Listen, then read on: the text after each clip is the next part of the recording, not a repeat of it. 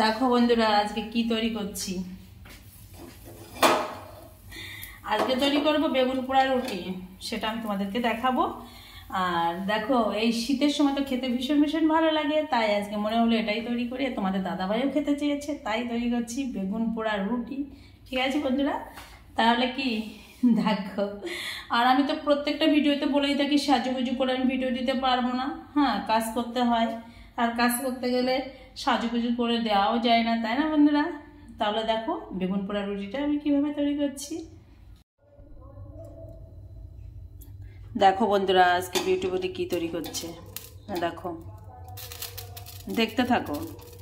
আজকে কি মনে হলো, তোমাদের দাদাভাই বলছে যে আজকে একটু বেগুন পোড়া রুটি করো, তার জন্য বেগুনটা পোড়াচ্ছি। দেখো বেগুনটা আমি কি করেছি, প্রথমে একটুখানি সর্ষের তেল মাখিয়ে দিয়েছি, আর এপাশ আর ওপাশাই দেখো এই যে ছিদ্র দেখতে পাচ্ছ, এপাশ ওপাশ একটুখানি একটা কিছু দিয়ে ছিদ্র করে দিয়েছি, নাহলে তো ওটা আবার ফেটে যাওয়ার ভয় আছে, কারণ এটা চোখে মুখেও লাগতে পারে, তার জন্য এটা করে দিয়েছি। দেখো কত সুন্দর, দেখতে থাকো তাহলে। বেগুন পোড়া রুটি, হ্যাঁ, এই শীতকালে তো খেতে খুবই ভালো লাগে। আর আমি ধনেপাতা এনে রেখেছি, সেটাও দেখাচ্ছি, দেখতে থাকো। এটা ভালো করে আস্তে আস্তে পোড়াতে হবে, জোরে জাল দিলে হবে না, ভেতরটা তো পুড়বে। দেখতে থাকো তাহলে। এই দেখো বেগুন পোড়া রুটি করব, তার জন্য এই যে আমি কেটে রেখেছি, এটা আমার গাছের ধনেপাতা। আমার গাছে মানে ছাদে টব আছে, সেই টবে দেখো ধনে শাক লাগিয়েছে তোমাদের দাদাভাই। দেখো ধনের শাক আর হচ্ছে কাঁচা পেঁয়াজ আর কাঁচা লঙ্কা কুচি কুচি করে এটা কেটে রেখেছি। ঠিক আছে, দেখতে থাকো তাহলে। আর এদিকে দেখো আমি আটাটা মাখিয়ে রেখেছি। আটাটা মাখিয়ে রেখেছি কারণ একটুখানি মাখিয়ে রাখলে আটাটা তাহলে সুন্দর হয়, রুটিগুলো একটু ফোলে আর কি, নরম হয় রুটিগুলো, জানো তো বন্ধুরা। দেখো এটা আর একটুখানি এভাবে ভালো করে একটুখানি মাখিয়ে নেব। একটু মাখিয়ে নিলে একটু নরম হয়েছে, কিন্তু আবার ঠিক হয়ে যাবে। এই রুটিটা কি বলো তো, এই রুটিটা ভালো ফুলবে আর নরম হবে রুটিগুলো, তার জন্য এটা আমি অনেক আগে থেকেই প্রায় আধা ঘন্টা আগে মাখিয়ে রেখেছি। দেখতে থাকো তাহলে বন্ধুরা। এবার দেখো কেমন কালো রং হয়ে গেছে না, এটা এভাবে পরিষ্কার করবো, আস্তে আস্তে করে এভাবে পরিষ্কার করব, এভাবে পরিষ্কার করব। কেমন লাগছে বন্ধুরা দেখতে, দেখো পুরোটা কালো কালার, কিন্তু এটা পরিষ্কার করে নিলেই ভেতরে সুন্দর। দেখো, দেখতে থাকো তাহলে। এবার দেখতে থাকো, আমার বেগুনটা পোড়ানো হয়ে গেছে, এটা পরিষ্কার করা হয়ে গেছে। এবার এর মধ্যে দেবো সর্ষের তেল, সর্ষের তেল দিলাম, আর পরিমাণ মতো দেবো লবণ। দেখতে থাকো, এই যে পরিমাণ মতো লবণ দিচ্ছি, যে যেরকম খায় আর কি। আর আমি একটুখানি লবণটা একটু বেশিই খাই।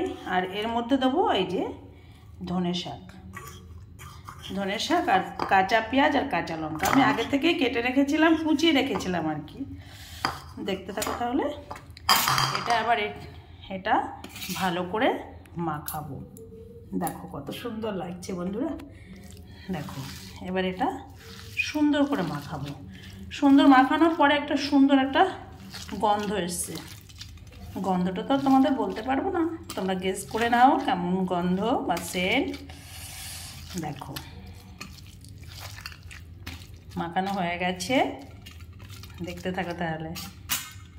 ও কার কার খেতে ইচ্ছে করছে, চলে এসো তাড়াতাড়ি বিউটি বৌদির বাড়িতে। দেখো কত সুন্দর হয়েছে, দেখতে থাকো তাহলে বন্ধুরা।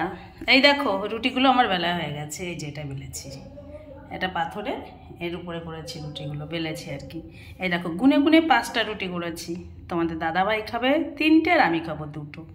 দেখো কত সুন্দর হয়েছে, কিন্তু গোল হয়নি, আমি কোনোদিন গোলই হয় না আমার রুটিটা। দেখতে থাকো তাহলে। তাতে আমি অনেকগুলো রুটি একবারে ছেঁকে নেব, দেখতে থাকো।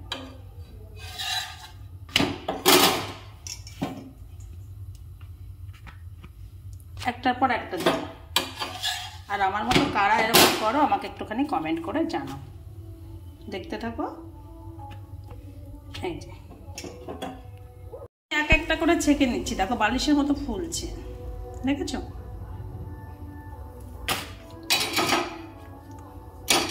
দেখো প্রত্যেকটা রুটি ফুলবে, ওই যে মাখিয়ে রেখেছিলাম না কিছুক্ষণ, এই কারণে এগুলো ফুলছে। দেখো তাহলে দেখতে থাকো। এই যে হয়ে গেছে রুটি, গরম গরম রুটি। কার কার খেতে ইচ্ছে করছে চলে এসো। আর এদিকে এই যে বেগুন পোড়া মাখিয়ে রেখেছি, দেখো কত সুন্দর খেতে। খেতে খুব টেস্টি লাগবে, দেখতে থাকো তাহলে আর একবার। এই দেখো, রাখছি তাহলে বন্ধুরা।